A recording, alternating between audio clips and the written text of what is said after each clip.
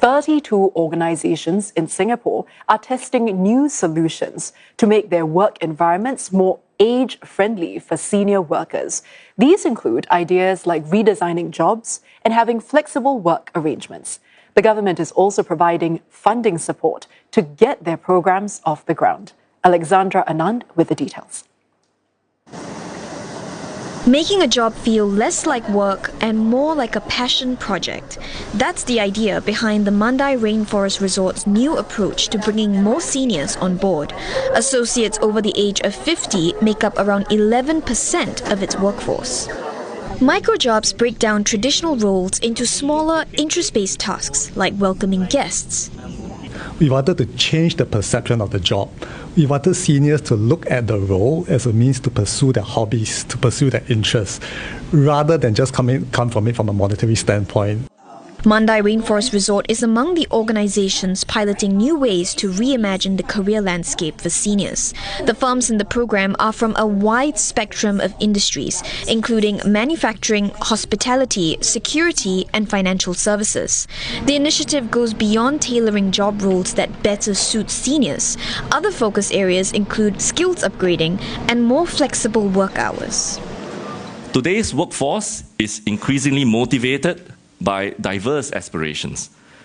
This could be transitioning to a new career, engaging in part-time roles, or shifting to mentorship positions within the same company or within the same industry. Such aspirations are further enabled by the rise of technologically enabled remote work, freelance opportunities, and skills-based roles. It's hoped that by creating more opportunities for seniors to thrive, employers too can reap the benefits of leveraging their expertise. That's what steel distributor HH Stainless is doing. It plans to roll out masterclasses led by its seniors. This way, their years of industry knowledge is not lost. The employers and the companies can actually tap on a more diverse workforce and also to expand its manpower and talent pipeline while meeting business requirements. The solutions developed by these firms will be studied by the government. If feasible, they could be scaled up across different sectors. And for more on senior-friendly workplaces, we have Ang Yut, who is the president of the Association of Small and Medium Enterprises. Yut, welcome to the show. Thank you. Well, first of all, the idea of having multi-stage careers for seniors, that means they can try out new work arrangements or even have entirely new careers. What kind of workplace would allow for such a thing? I think what you're talking about is workplaces that actually constantly redesign and articulate the kind of roles that's available and keep looking out at what's the kind of fit that different kind of roles and different technological advancement that gives different people of different ages a better fit to bring about an overall better productivity for the organization.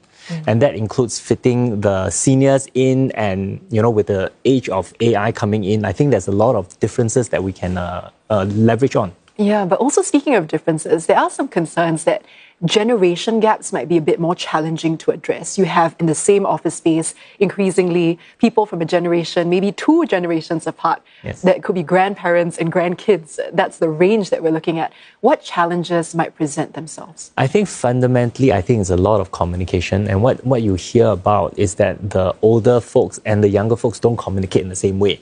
And with the rise of technology, I think that makes the situation even worse. So I think the workplace really has to take that into account and really facilitate a very open communication between all the different generations and what's available, and make it a foundation of and part of the culture. Yeah, how do we do that exactly? If you were to speak to business owners, especially those from SMEs, how would you go about creating that multi-generational workplace that also ensures fair career growth opportunities for everyone? I think you got to look at the businesses that really take a lot of time and effort to look at their job design and articulation of that. And not all businesses are designed to have that built in. So I think those that are more advanced in the ability to communicate that and design the different jobs and look at how the roles can be carved out will be the ones that will be the early adopters. And I think from the early adopters, we can look at what it works, and then we can then bring that on to the later adopters, and people can learn from maybe playbooks and best practices. Now, this is a tripartite initiative, so it involves the government, the companies, and even the unions. Why is this tripartite cooperation so important to make sure that seniors stay employed? I think it's very interesting that Singapore has a very unique way in which we approach, the whole industry from all three perspectives, right? Both workforce and the company and the government. And this kind of partnership allows all facets to be covered, whether it is support from the government, whether it's the unions and the workers being on board in this, as well as the companies working. And we ensure that this approach, we cover all gaps. And then we can move forward in the same direction where everyone wins. How open do you think, what's your read on this, right? How open do you think the SME employers are to all these initiatives? Do you think they're open to keeping their workers on the payroll, even with all these grants and support? Yeah, to be honest, I think it's not for every company. I think that we have heard of companies that really wish to retain their older workers. So I think this really gives the advantage and the flexibility to companies that really value that. And for those roles that is really important that we maintain and we allow them to have that ability to transfer their skills by staying on beyond a certain age. And the workers are willing and they want to do that. So we are really allowing that flexibility for business and the workers to actually go beyond and to continue to contribute. And every party has that flexibility to create a win-win situation. But to get to that win-win situation, the willingness might be there by some SME employers, but there are some obstacles that are in the way. What can tangibly really help SMEs to overcome these initial challenges? I think that, the government support is definitely one of them.